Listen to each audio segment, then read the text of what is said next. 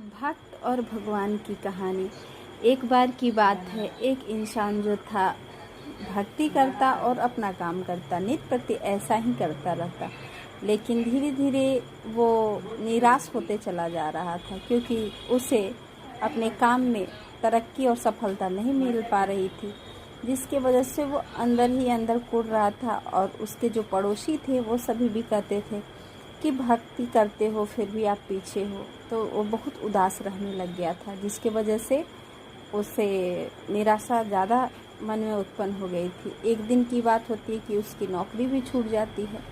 अब तो और भी निराश हो जा रहा है, हतोत्साहित हो रहा है और भगवान से कहता है, मैं इतना पूजा करता हूँ, इतना पाठ करता हूँ, तब भी मेरे साथ ऐसा क्यों हो रहा है।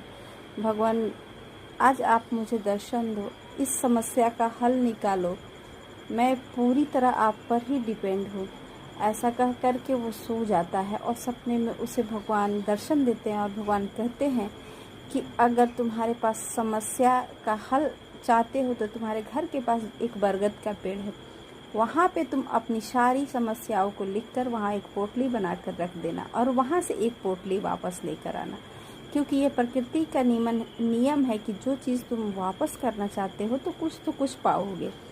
ऐसा कह करके भगवान ने उसे संकेत दिया। अगले दिन उठता है और मन में सोचता है कि सारी अपनी समस्याओं को लिख करके एक पोटली बनाता हूँ और ले जाकर वहाँ छोड़ दूँगा और बदले में अच्छा लेकर आऊँगा।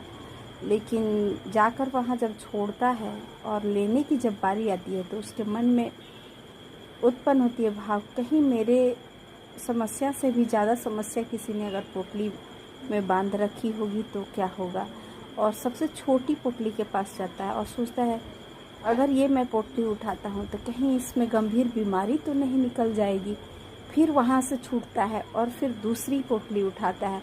इस तरह बार बार छूटना और सोचना, फिर पोटली को छोड़ देना, ऐसा क्रम करते रहता है। फिर सोचता है सबसे अच्छा है कि उन सब के समस्याओं की पोटली उठाने से अच्छा है कि मैं अपनी खुद की पोटली उठाऊं और अपने समस्याओं पर ध्यान दूं और उसे हल खुद ही करने की चेष्टा करूं। तो इस कहानी से आपने क्या शिक्षा ली? अगर अच्छी शिक्षा ली तो कमेंट बॉक्स में राधे राधे ज़रूर से लिखिए। मिलते हैं इसी तरह की अच्छी सी प्यारी सी कहानी के संग। जय श्री राधे।